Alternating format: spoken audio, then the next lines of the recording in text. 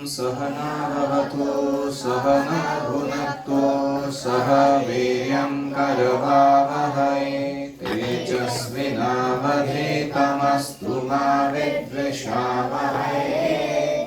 ॐ शान्तिः शान्तिः शान्तिः। ॐ अज्ञानतिमिरान्धस्य ज्ञानाञ्जनशलाकया चक्षुरुन्मीलितं येन तस्मै श्रीगुरवे नमः। जय श्रीकृष्ण चैतन्य प्रभो नित्यानन्द श्री अद्वैत गदाधर श्रीवासादि गौरभक्तवृन्द। हरे कृष्णा कृष्णा कृष्णा हरे हरे, हरे राम राम राम हरे हरे। हरि ओम तत्सत्। हरे कृष्णा। तो हर शाम को गुरुकुल में हम भागवत की कथा मुख्य श्लोकों को, ऑलमोस्ट सारे ही श्लोकों को पढ़ते हैं, भाषांतर को देखते हैं और कुछ एक दो लेसन्स हर एक तात्पर्य से देखते हैं और आगे बढ़ते जाते हैं। हमारा प्रयास रहता है कि 10 श्लोक एक दिन में कवर किए जाएं 30 मिनट में। तो इस रेट पे हम जाएंगे तो 1800 दिन लगेंगे, यानी अगर 300 दिन आप गुरुकुल में हैं उसमें से 200 दिन अगर भागवत कथा हो रही है तो 9 साल लगेंगे पूरा भागवत पढ़ने के लिए, इस रेट पे अगर हम जाते हैं। तो अगर 4th में कोई आया है और वो 12th करके जाता है, एक पूरा भागवत हम फुल साइकिल पढ़ के हो जाएगा उसका। तो अभी तक हमने फर्स्ट और सेकंड कैंटो पूरा किया है। इनको भगवान के चरण कमल की तुलना की गई है। भगवान के श्री विग्रह जब हम दर्शन लेते हैं तो क्या देखते हैं? पहले चरण देखते हैं भगवान के, फिर ऐसे जानू और उनकी घुटने को, जंघा को ऐसे देखते हुए ऊपर दर्शन सुंदर चेहरे तक भगवान का लेते हैं। ऐसे ही भागवत पढ़ने का तरीका क्या है? फर्स्ट 2 कैंटोस पहले पढ़ने चाहिए। तो भागवत जो है वो स्टेप बाय स्टेप प्रोग्रेशन है भगवत साक्षात्कार के लिए। प्रभुपाद कहते हैं कि just by reading Bhagavatam sequentially, page after page, one becomes a self-realized soul at the end of 9th canto. 9वें स्कंध के अंत तक व्यक्ति एक आत्म साक्षात्कारी पुरुष बन जाता है। Then in 10th canto he can relish the activities of the Supreme Personality of Godhead. और फिर 10वें स्कंध में भगवान के जो लीलाएं हैं वो उसका आस्वादन करने के लिए काबिल बनता है। तो हम फर्स्ट कैंटो से सेकंड कैंटो पूरा कर चुके हैं, चरण कमल का दर्शन भगवान के। अभी हम तीसरे स्कंध में हैं। तो आप में से बहुत लोग थे नहीं मेरे साथ शुरुआत में पढ़ने के लिए, तो आज का सेशन में मैं फर्स्ट 2 कैंटोज और 3rd कैंटो का भी अभी नहीं, जहाँ तक अभी तक पढ़ा है वहाँ का क्विक ओवरव्यू दूंगा और उसके बाद हम आज के दूसरे अध्याय से, तीसरे स्कंध के दूसरे अध्याय से आगे पढ़ना शुरू करेंगे। तो श्रीमद् भागवत का 3 मुख्य विषय है, भक्ति, भगवान, भक्त। इसको छोड़ के भागवत किसी अन्य चीज का वर्णन नहीं कर रहा। जो अन्य वर्णन है योग साधना के, विराट पुरुष के, सृष्टि की उत्पत्ति, मनवंतर, अलग अलग इतिहास, भूगोल, वो सब किस लिए हैं? ताकि वो भक्ति का परिपोष करें, भक्ति को हमारे बढ़ाएं। और इसलिए भागवत बड़ा विशेष ग्रंथ है। पहले कैंटो में ही हम देखते हैं कि परीक्षित महाराज, सुखदेव गोस्वामी, व्यासदेव, नारद मुनि, विदुर, भगवान श्री कृष्ण, ये सब के साथ हमारा इंट्रोडक्शन हो जाता है, जो मेन कैरेक्टर्स हैं, और उनके सबके बैकग्राउंड्स भी पता चल जाते हैं पहला कैंटो पढ़ते पढ़ते। फिर जो सुत गोस्वामी के द्वारा प्रश्न उठाए जाते हैं कि 5 प्रश्न पूछे जाते हैं शौनकादि ऋषियों के। तो वो प्रश्न जो है वो इतने महान प्रश्न हैं कि उसके आधार पर, उन 5 प्रश्नों के आधार पर पूरा भागवत बोला गया। क्या है वो प्रश्न? पहला प्रश्न क्या है?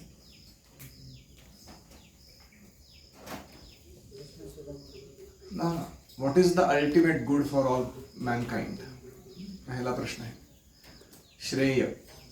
दूसरा प्रश्न क्या है, सार, what is the essence of all वैदिक लिटरेचर, सारे वेदों का, सारे ज्ञान का सार क्या है वो बताइए। फिर कृष्ण अवतार क्यों लेते हैं, कृष्ण और बलराम विशेष रूप से क्यों अवतार लेते हैं। चौथा प्रश्न,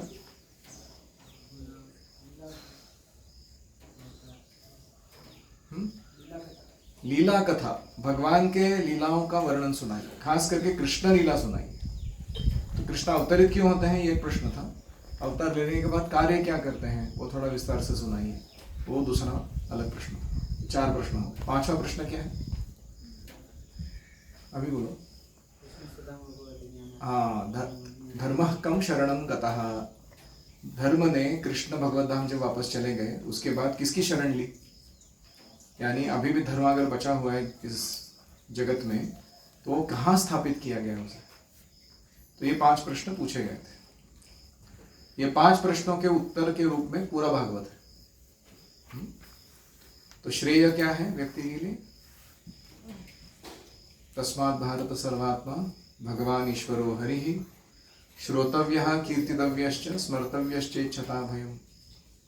कि व्यक्ति को क्या चाहिए, जो भगवान है, सर्वात्मा है, सबके हृदय में वास करते हैं, ईश्वर है, सबके नियंत्रक है, हरि ही सारे अमंगल को हर लेते हैं, उनके बारे में हमें क्या करना है, श्रोतव्यः सुनना है, कीर्तितव्यः वर्णन सुनाना है, गाना है, स्मर्तव्यः उनका ही स्मरण करना है, सेवितव्यः उन्हीं भगवान की हमें सेवा करनी है।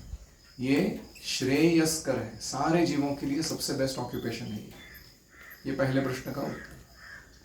फिर दूसरा प्रश्न क्या था, सारे ज्ञान का सार क्या, उसका उत्तर क्या, सर्व वेदांत सारम ही श्री भागवतमिष्यते तद्रसामृत तृप्तस्य नान्यत्र स्याद्रतिः क्वचित्। सारे वेदों का, सारे ज्ञान का सार क्या है, श्रीमद् भागवतम।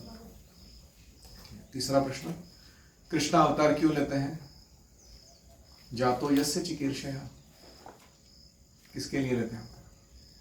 तो हमने सुना कुंती महारानी अलग अलग कारण बोल रही है ना, कि आप पापी राजाओं का नाश करने के लिए, पृथ्वी का भार हरण करने के लिए, यदुकुल के अपने ही भक्तों के विरह को शांत करने के लिए, जो दुष्ट लोग सज्जनों का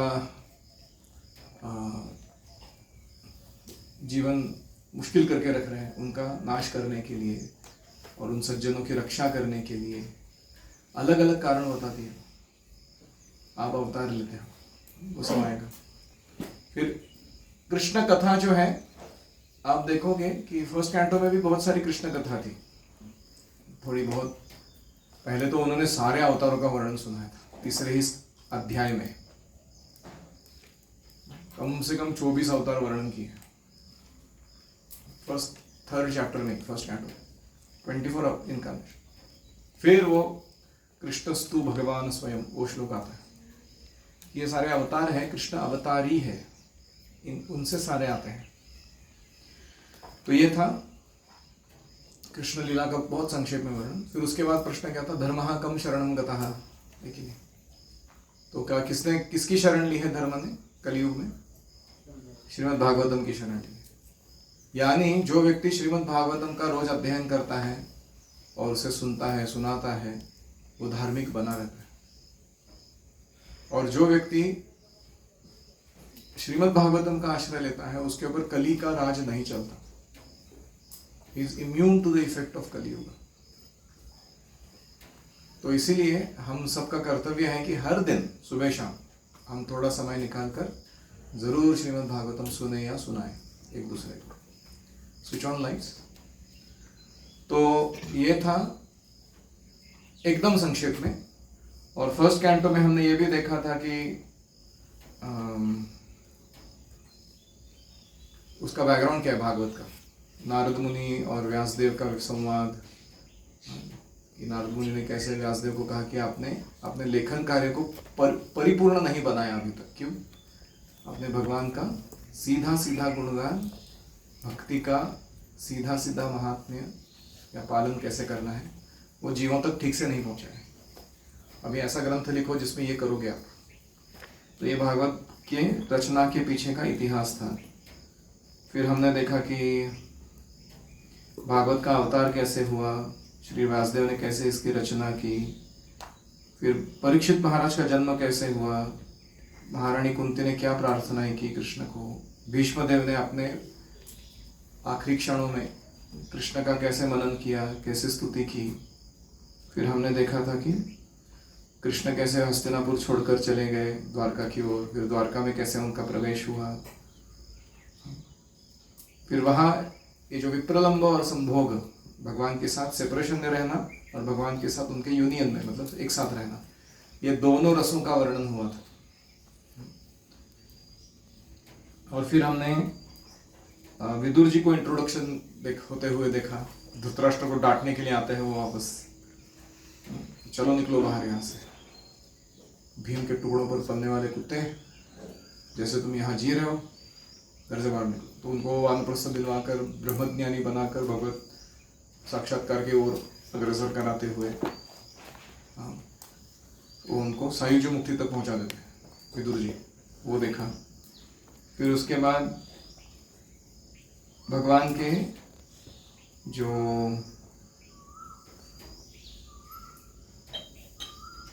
तिरोधान है उसका संक्षेप में वर्णन आता है 14वें अध्याय में, भगवान कैसे अंतर्धान हुए और फिर पांडवों ने कैसे रिटायरमेंट ले लिया अपने राज्य से, तो 15वां अध्याय। फिर कली कैसे आधमका, जैसे ही कृष्ण चले गए तो कली को लगा अभी तो मेरा फुल राज चलेगा, तो जैसे ही कली आधमका उसको किसने रोका? हाँ, राजा परीक्षित। तो इस प्रकार परीक्षित और उनके बीच में जो समझौता हुआ, समझौता करार, कली ने जब शरण ली तो वो हमने देखा है। फिर इस प्रकार से तो श्रीमद् भागवतम जो है वो कृष्ण का ग्रंथ अवतार है। और परीक्षित महाराज ने जो most important question about life and death उठाया था, क्या था वो प्रश्न? What is the duty of a man while he is living, topmost duty of a man while he is living, and what is the duty of a man just about to die, just अभी मरने वाला है तो क्या करना चाहिए उसको? ये दोनों प्रश्नों का जवाब एक ही है। क्या था वो? श्रोतव्यः, कीर्तितव्यः, स्मर्तव्यः, सेवितव्यः। भगवान का ही उसने श्रवण कीर्तन स्मरण सेवा करते रहना चाहिए, आजीवन करते रहना चाहिए, खास करके मृत्यु के समय भी जरूर करना चाहिए। तो ये था पहला कैंटो, सुपर फास्ट। ओके, अभी दूसरा कैंटो, दूसरे स्कंद में हमने क्या देखा कि गृहमेधी और गृहस्थ, इनका वर्णन सुना हमने पहले। शुकदेव गोस्वामी जो है भौतिकवादी जीवन की बहुत निंदा करते हैं। वो कहते हैं कैसे जी रहे ये लोग, निद्रया ह्रियते रक्तम व्यवायेन च वाहवयः, दिवाच अर्थैः राजन् कुटुंब भरणेन वा।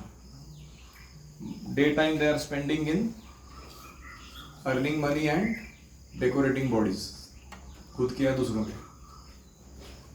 दूसरा, night they are spending in either sleep or sex, बस और कुछ नहीं चल रहा है इनके लाइफ में।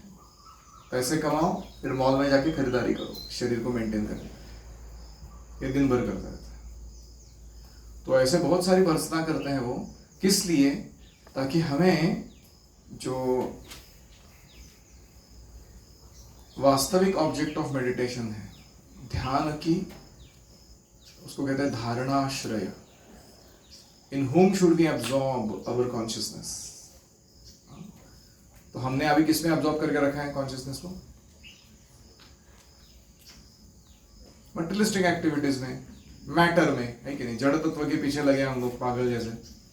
हमको लगता है कि यही सब कुछ है, दृश्य जगत ही सब कुछ है, भोग करना ही सब कुछ है इस भौतिक चीज़ों का। तो वो जो एब्जॉर्प्शन है वो चेंज करने के लिए बहुत सारे प्रोसेसेस हैं। उसमें से एक है अष्टांग योग, दूसरा है कर्मकांड, तीसरा है देवताओं की उपासना। ये जो मार्ग है ये ग्रेजुअल है, आप मटेरियली एब्जॉर्ब व्यक्ति को वहां से निकाल के बाहर स्पिरिचुअली एब्जॉर्ब व्यक्ति बनाने के लिए मदद करते हैं। तो इनका वर्णन किस लिए किया जाता है, ताकि भक्ति योग जो है वो कैसे इन सबके सबसे भी सुपीरियर है वो ठीक से समझ में आए, इसलिए इनका वर्णन सेकंड कैंटो में आता है। तो जो पहले 3 अध्याय हैं उसमें 3 पद्धतियां आती हैं, अष्टांग योग, कर्मकांड और देवताओं की उपासना, और उनकी विफलता या उनकी कमतरताओं को दिखाते हुए, कमियों को दिखाते हुए भक्ति योग कैसे सुपीरियर है वो स्थापित किया जाता है। फिर चौथे अध्याय में परीक्षित महाराज बहुत सारे प्रश्न पूछते हैं और उस प्रश्न के जवाब में शुकदेव गोस्वामी नारद मुनि और ब्रह्मा के बीच में जो संवाद हुआ है, ऐसे ही प्रश्न नारद मुनि ने ब्रह्मा को पूछे थे करके उसके बारे में वर्णन शुरू करते हैं। फिर चौथे अध्याय में शुकदेव गोस्वामी पहली बार एक्शन मोड में आते हैं। फर्स्ट कैंटो तक अभी तक शुकदेव गोस्वामी कहीं भी नहीं थे, वो तो सिर्फ आके बैठे थे असेंबली में।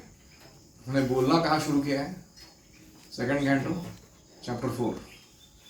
शुकदेव गोस्वामी आरंभ करते हैं अपने गुरुजी का स्मरण करके, व्यासदेव का, और ब्रह्मा और नारद जी का जो संवाद है 5वें, 6वें और 7वें अध्याय में, उसके द्वारा बताते हैं कि कारण सृष्टि कैसे होती है, जिसमें 23 एलिमेंट्स क्रिएट किए जाते हैं, ये कारणोदक्षयी करते हैं। फिर कार्य सृष्टि कैसे होती है, एक है कारण सृष्टि, दूसरी है कार्य सृष्टि। ये एलिमेंट्स को बनने के बाद उनका असेंबली करने का काम है, ठीक है। जैसे लोगों के आपके क्यूब्स जो होते हैं वो उपलब्ध हैं, वो कारण सृष्टि हो गया। अभी वो लोगों के पार्ट्स को जोड़ के लेगो ब्लॉक्स को जोड़ के कुछ तो बनाते हैं, अब ब्रिज बनाते हैं या कुछ क्रेन बनाते हैं, है कि उसको कार्य सृष्टि कहते हैं। ऐसे ही ये 23 एलिमेंट्स का यूज करके जो सृष्टि निर्माण होती है उसको क्या कहेंगे, कार्य सृष्टि। तो ये कार्य सृष्टि जो है ये गर्भोदक्षाई विष्णु संपन्न कराते हैं, और गर्भोदक्षाई विष्णु ही विराट रूप के कारण है, और विराट रूप जो यूनिवर्सल फॉर्म है, और साथ में जो अन्य अवतार है भगवान के अलग अलग, वो किससे आते हैं, गर्भोदक्षाई विष्णु से आते हैं। तो ये स्वयं एंट्री मारते हैं गर्भ ब्रह्मांडों के अंदर और उनको धारण करते हैं। तो इस प्रकार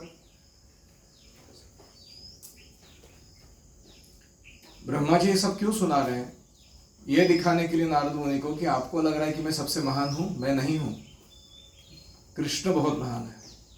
उनके द्वारा रचित जो अनंत कोटि ब्रह्मांड है उसमें से एक छोटे ब्रह्मांड का मैं स्वामी हूं, लेकिन मेरी स्थिति कृष्ण के सामने बहुत ही तुच्छ है, ये बताने के लिए।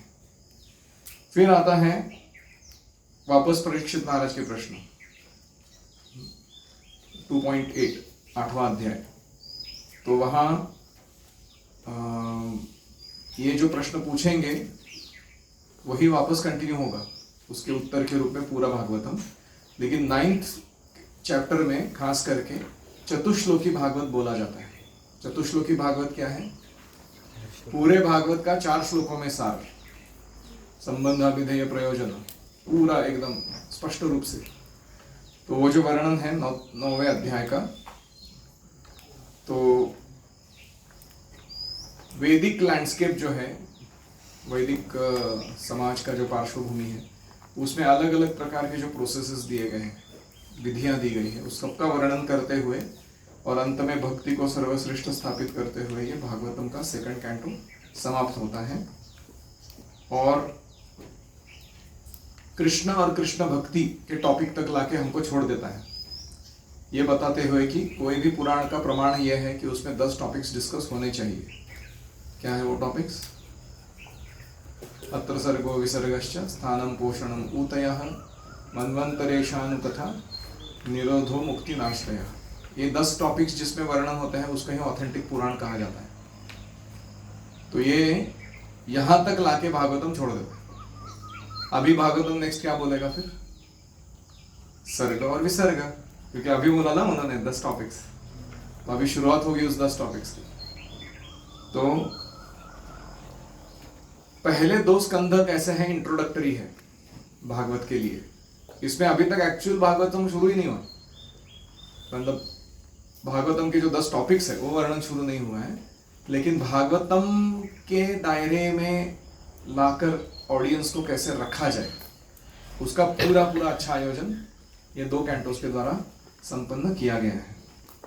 अभी 3rd कैंटो श्रीमद् भागवतम का शुरू होता है, जिसमें परीक्षित महाराज पूछते हैं पहला ही प्रश्न, विदुर और उद्धव जी के बीच में जो मीटिंग हुआ था वो बहुत ही महत्वपूर्ण रहा होगा।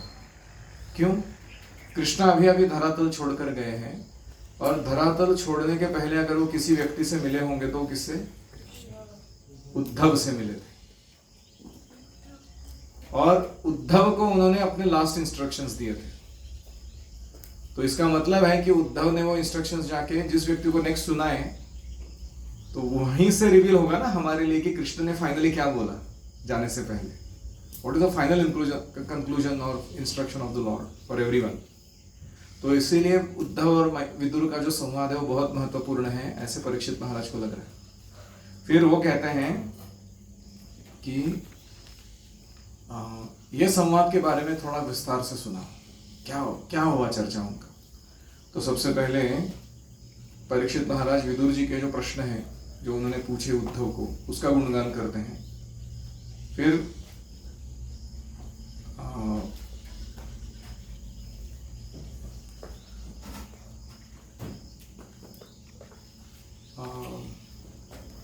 एक और व्यक्ति थे वहां मौजूद, वो थे मैत्रेय मुनि। जब कृष्ण उपदेश दे रहे थे उद्धव जी को, तो वहां कौन उपस्थित थे? मैत्रेय मुनि। मैत्रेय मुनि भी आगे चलकर विदुर जी से मिलते हैं, और इन दोनों के बीच का जो संवाद है वो भागवतम का सबसे लॉन्गेस्ट कॉन्वर्सेशन है, विदुर मैत्रेय संवाद। तो मैत्रेय मुनि के सामने विदुर जी जो प्रश्न उठाते हैं वो और उनका जवाब जो मैत्रेय मुनि देते हैं, ये भी बहुत महत्वपूर्ण भाग है श्रीमद् भागवत का।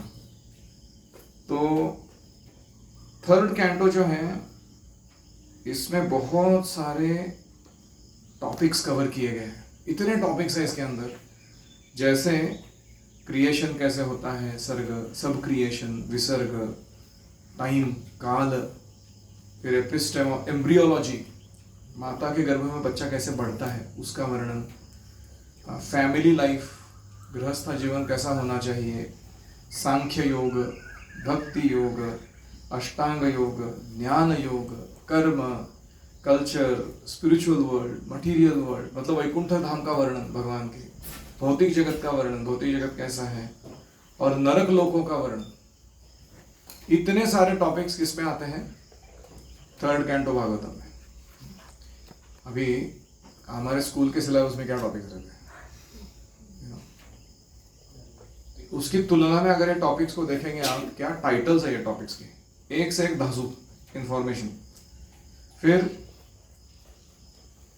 ये सारे टॉपिक्स को अच्छी अच्छी कथाओं के अंदर, स्टोरीज के अंदर, प्रेयर्स के अंदर, प्रार्थनाओं के अंदर, और साथ में कॉन्वर्सेशंस ऑफ ग्रेट पर्सनैलिटीज, 2 महान व्यक्तियों के संवाद के अंदर छुपा कर भर के दिया हुआ है। जैसे कोई मम्मी होती है, वो मेडिसिन कैसे देती है? लड्डू के अंदर डाल के देती है, ताकि बच्चा मतलब ना कह पाए। तो ऐसे हमको अगर सीधा बोलना शुरू करे कोई फिलॉसफी, तो सब लोग सोने लगते हैं, है कि नहीं? लेकिन उसी को वही कथा या कॉन्वर्सेशन के रूप में सुनाया जाए तो क्या होता है? मन लगता है उसका सुनने के लिए। तो इसलिए इस कैंटो में कौन कौन पर्सनालिटीज आएंगे? इसमें आएंगे विदुर जी, उद्धव, मैत्रेय, ब्रह्मा जी, चतुष्कुमार, जय, विजय, स्वयंभुव मनु, देवहूति, कर्दम मुनि। इतना ही नहीं, भगवान वराहदेव की लीलाएं आएंगी, कपिल मुनि के, कपिल जो भगवान के अवतार हैं, उनके उपदेश आएंगे। तो ये सब होगा किसमें? 3rd canto. तो अभी हम जो ये पहले 2 चैप्टर देख रहे हैं, इसका वर्णन देखते हैं कि क्या चल रहा है इसमें। तो ये कैंटो शुरुआत होती है मैत्रेय मुनि का जो डिटैचमेंट है, वैराग्य, और उनका जो परिपक्वता है, मैच्योरिटी, उसके वर्णन के साथ। कि विदुर जी ने क्या ओहदा हासिल किया था कृष्ण पांडवों के बीच रहते हुए, और दुर्योधन जैसे या धृतराष्ट्र जैसे घर वालों के संपर्क में रहते हुए भी जो इतने कुत्सित बुद्धि के थे, उन्होंने कैसे अपने कृष्ण भावना को बचाए रखा था, उसका वर्णन आता है। खास करके वो दुर्योधन के द्वारा जब अपमानित किए जाने पर तीर्थ यात्रा के लिए निकल पड़ते हैं, तो उनकी तीर्थ यात्रा का वर्णन हमने सुना था। फिर एक जगह पर इस तीर्थ यात्रा के दौरान वो किसको मिलते हैं? उद्धव से मिलते हैं। उद्धव जी जो हैं ये अभी अभी कृष्ण को खो चुके हैं। कृष्ण उनको बोलकर गए कि तुम इधर ही रहो, ये जो मैंने उपदेश दिया है ना, ये तुमको किसी और को प्रदान करना है आगे चलकर, तो इसलिए तुम मेरे साथ भगवत धाम नहीं जा सकते, मैं पहले जाऊंगा, तुम बाद में आना। तो उद्धव पहले से ही वो देख रहे हैं कि सारे यदुवंशियों के सारे लोगों को कृष्ण अपने साथ भगवत धाम लेके गए, किसको पीछे छोड़कर? उद्धव को। ऐसे ही भगवान रामचंद्र सारे अयोध्या वासियों को अपने साथ भगवत धाम लेके गए, अयोध्या धाम, स्पिरिचुअल वर्ल्ड। किसको पीछे छोड़कर गए? हनुमान जी को। अब हमारे जैसे लोगों के लिए बोला इन लोगों को कथा सुना, राम कथा तुम। तो ऐसे विदुर जी का भी बड़ा विशेष योगदान है हम सबके जीवन में। तो जब ये विदुर उद्धव जी के सम्मुख आते हैं और कृष्ण के बारे में, यदुओं के बारे में प्रश्न करते हैं, तो पहले से ही व्यथित है वो बेचारे उद्धव जी। कृष्ण की विरह में, कृष्ण की याद में बड़ा दुख हो रहा है उनको। ये इनके प्रश्न ऐसा काम करते हैं मानो किसी ने ईंधन डाल दिया हो उस विरह अग्नि में। तो वो बहुत ही आध्यात्मिक भावनाओं से भर कर आते हैं, और कृष्ण, उनकी लीलाएं, उनके गुण, इनका वर्णन आरंभ करते हैं। और ये है 2nd, 3rd and 4th chapter, जिसमें उद्धव जी केवल कृष्ण लीला का गान कर रहे हैं, और साथ में 10वें स्कंध में जो रस है कृष्ण भक्ति का, उसका थोड़ा झलक या उसका थोड़ा आस्वादन हम यहाँ कर सकते हैं 2nd, 3rd, 4th कैंटो में। कृष्ण लीला का आस्वादन किसके माध्यम से? उद्धव जी के माध्यम से, क्योंकि वो रिलीज कर रहे हैं उस रस को, तो हम भी उनको सुनते सुनते उसको थोड़ा अनुभव करते हैं। तो विदुर जी जो हैं वो इतने नम्र हैं, इतने बुजुर्ग उम्र में होने के बावजूद भी वो उद्धव जैसे बहुत ही यंग लड़के को अपना आध्यात्मिक गुरु बनाने के लिए तैयार है। उससे उनकी विनम्रता दिखाई देती है। और उद्धव जी कितने सेंसिटिव हैं, संवेदनशील है, एटिकेट फॉलो कर रहे हैं कि वरिष्ठों के सामने कैसे रहना चाहिए, कि उनको क्षमता होते हुए भी उनको शिष्य बनाने की वो नकारते हैं। वो कहते हैं कि आप मेरे पास मत आइए ये प्रश्नों को लेकर या इस रिक्वेस्ट को लेकर शिष्य बनने की, आप थोड़ा और प्रयास कीजिए, मैत्रेय मुनि पास में ही है, जो कृष्ण ने उपदेश मुझे दिए हैं वो सब उन्होंने भी सुने थे, और वो उम्र में भी बड़े हैं, आपसे भी बड़े हैं, तो आप उनके पास जाइए। ऐसे अपने सेंसिटिविटी या एटिकेट के कारण उद्धव जी किसको कहते हैं? विदुर को कहते हैं, और फिर वो उनको गाइड करते हैं मैत्रेय के पास जाने के लिए। तो ये है यहाँ तक का सारा ब्यौरा। सबको समझ में आया सीक्वेंस? भागवतम क्या चल रहा है, क्यों चल रहा है, किधर चल रहा है? किसी का कोई प्रश्न है? उद्धव जी और विदुर जी और मैत्रेय मुनि कौन थे? मैत्रेय मुनि एक और ऋषि थे, जो मैंने जैसे कहा कृष्ण के भगवत धाम जाने से पहले जो उन्होंने बातचीत उद्धव से की, वहां पर मौजूद थे। उन्होंने भी वो कृष्ण के उपदेश सुने थे। शुरुआत में वो ब्रह्मज्ञानी थे, लेकिन वो संवाद सुनने के बाद वो भक्त बन गए, 100% प्योर डिवोटी। पहले कैंटो में 24 अवतार जो आपने वर्णन, पहले क्या कहा? पहले कैंटो में 24 अवतार 3rd चैप्टर में वर्णन किए गए हैं 24 अवतारों का वर्णन। तो वो कौन से अवतार किए थे? सारे 24 अवतार, जैसे हम लोग दशावतार तो आपको पता ही है, वो नहीं वर्णन करूंगा। उनको छोड़ के जो अवतार है उनका बताता हूँ। जैसे कपिल मुनि है, या हंस अवतार है, या चतुष्कुमार है, व्यास, हाँ व्यासदेव है, हयग्रीव है, यज्ञ अवतार है भगवान, मत्स्य दशावतार में आता है,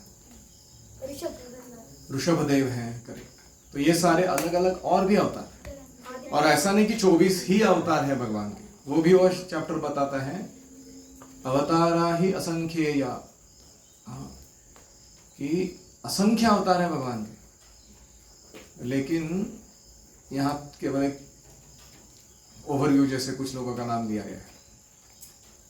प्रभु जी जैसे कि आपने बोला मतलब राम जी सारे अयोध्यावासी को भगवत धाम में ले गए, जब हनुमान जी को छोड़ा था तो मतलब उन्होंने मतलब ये बोला था जहाँ पे राम जी का मतलब स्मरण होगा कीर्तन होगा तो वो वहाँ पे उपस्थित होंगे। Correct, thank you for adding that detail. एक और प्रश्न था मुझे, सेकंड कैंटो में ब्रह्मा जी और नारद मुनि का जो संवाद हुआ था, तो वो क्या ब्रह्मा जी ने तो कृष्णा पे शक किया था कि ये सिर्फ एक कावड़ बॉय है, तो फिर वो कृष्णा के गुणगान नारद मुनि को कैसे कर रहे हैं? तो ब्रह्मा जी का ड्यूअल रोल है, एक है आचार्य के रूप में, शिक्षक के रूप में, जिसमें वो के तत्व जो है जयी कृष्ण तत्ववेत्ता, सही गुरु है, तो उस रूप में कार्य किए हैं।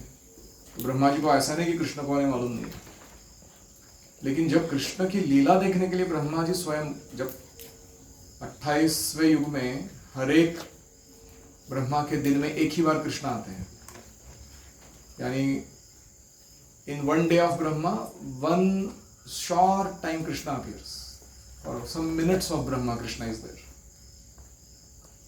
in the earthly planet.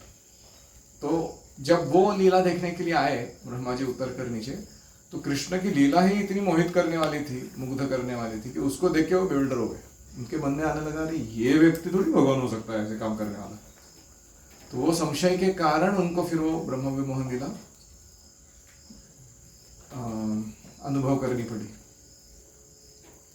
इसका मतलब है कि कृष्ण किसी के भी मन को मोहित कर सकते हैं, बदल सकते हैं। कितना भी बुद्धिमान व्यक्ति रहेगा तो ये कभी नहीं कह सकता कि मैं यथार्थ पूरा कृष्ण को जान गया। He can get bewildered by Krishna at any time. Yes. जो परीक्षित महाराज ने श्रीमद् भागवतम सुना था, तो उन्होंने सुना था तो मतलब श्रीमद् भागवतम ऐसे करते करते यहाँ तक कैसे पहुँचे? जैसे मेरे तक कैसे पहुंचा? प्रभुपाद से पहुंचा, मेरे गुरु महाराज से पहुंचा, उन तक कैसे पहुंचा? उनके गुरु महाराज से पहुंचा। ऐसे पीछे जाओगे तो ये जो कथा है भागवत की, वो शुद्ध भक्तों के बीच में सबसे महत्वपूर्ण आध्यात्मिक जीवन का एक लेन देन के रूप में हमेशा विद्यमान रहती है। इसी संवाद परंपरा के द्वारा, कॉन्वर्सेशन के द्वारा ये कथा आगे जाती रहती है, पीढ़ी दर पीढ़ी। जी वो भगवद गीता के अंदर चैप्टर फर्स्ट के स्टार्टिंग के अंदर वो सीक्वेंस है दिया कृष्णा ब्रह्मा 33 लोगों का वर्णन है। हाँ, उसके अंदर शिक्षा परंपरा। हाँ, तो वो भागवतम के लिए भी फॉलो होता है कि वो गीता उस परंपरा से? वो भगवत के लिए फॉलो होता है, भागवत के लिए ऐसा जरूरी नहीं है, लेकिन हम मोटा मोटी कह सकते हैं कि वो भागवत के लिए भी लागू होता है। Yes. उद्धव जी कृष्णा के कजिन थे, उनके जैसे ही दिखते थे। इनका इतना अब्जॉर्प्शन था कृष्ण में कि कृष्ण जैसा ही वर्ण था उनका। तो उनके चचेरे भाई थे। मतलब उद्धव जी जब छोटे थे उनकी माता उनको खाने के लिए बुलाती थी और उद्धव जी उनके कृष्ण के स्मरण में ही रहते थे, वो आते ही नहीं थे। वो खिलौनों से भी खेलते थे तो कृष्णा डॉल्स के साथ खेलते थे। आएगा वर्णन आगे वो उद्धव जी का पर्सनैलिटी। और कोई?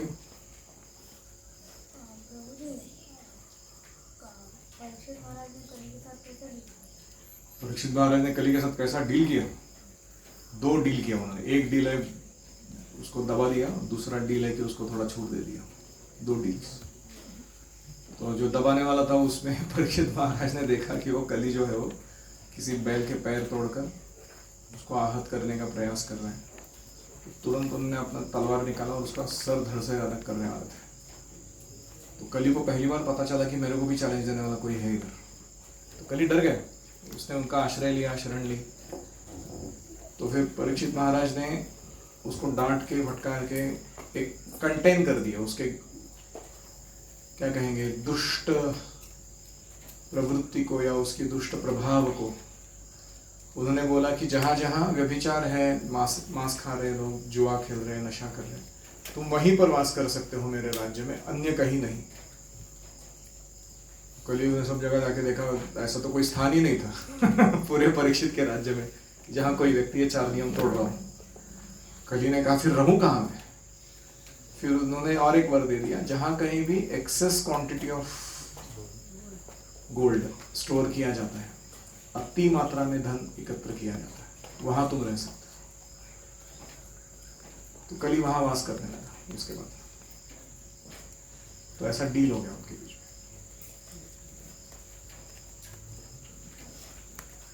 Someone else? ओम हरे कृष्णा कृष्णा कृष्णा हरे हरे, हरे राम राम राम हरे हरे, हरे ओम तत्सत। श्रील प्रभुपाद की जय, समवेत भक्तवृंद की जय, श्रीमद् भागवतम की जय। ओम प्रेमानंदे।